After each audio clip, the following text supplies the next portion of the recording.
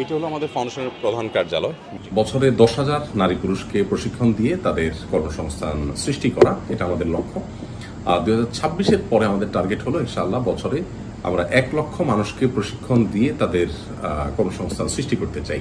মেয়েদের সেকশন তো তাদের সিকিউরিটির জন্য এই উপরে 2টা ফ্লোর একেবারেই আমাদের সিকিউর করা, তালা মারা থাকে।